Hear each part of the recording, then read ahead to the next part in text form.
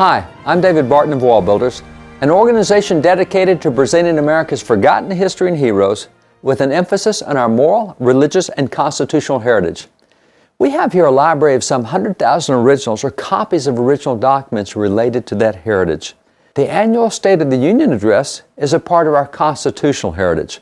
Presidents George Washington and John Adams both delivered their addresses orally. But starting with President Thomas Jefferson, presidents simply delivered a written report to Congress.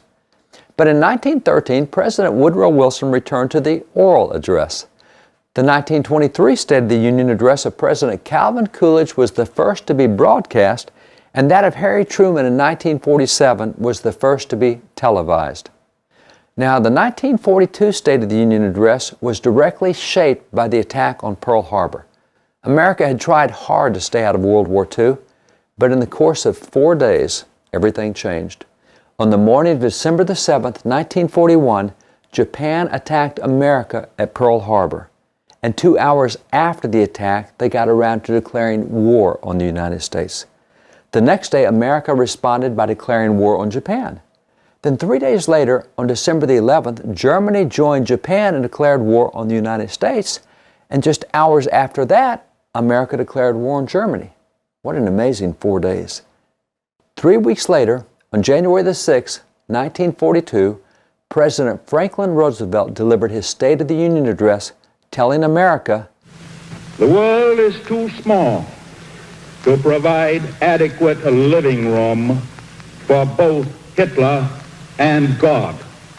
In proof of that, the Nazis have now announced their plan for enforcing their new German pagan religion all over the world, the plan by which the Holy Bible and the Cross of Mercy would be displaced by Mein Kampf and the swastika and the naked sword."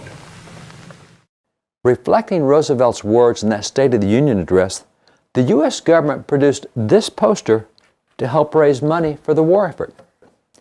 It's a Nazi hand stabbing the Bible with the caption, "This is the enemy." Wow, the federal government is reminding Americans that the Bible and what it stands for is under attack and that we must stand up and push back? Amazing. Look at some of the other government-issued posters. Here's one with a picture of President Roosevelt, and it has a family, and they're gathered around a cross. And this one has a quotation from President Roosevelt's Vice President, Henry Wallace. It says, "Strong in the strength of the Lord, we who fight in the people's cause will never stop until that cause is won." And this one has a direct quote from the Lord's Prayer as taught by Jesus to his disciples in Matthew 6:13. It says, "Deliver us from evil." There are other posters as well. We have these posters on our website.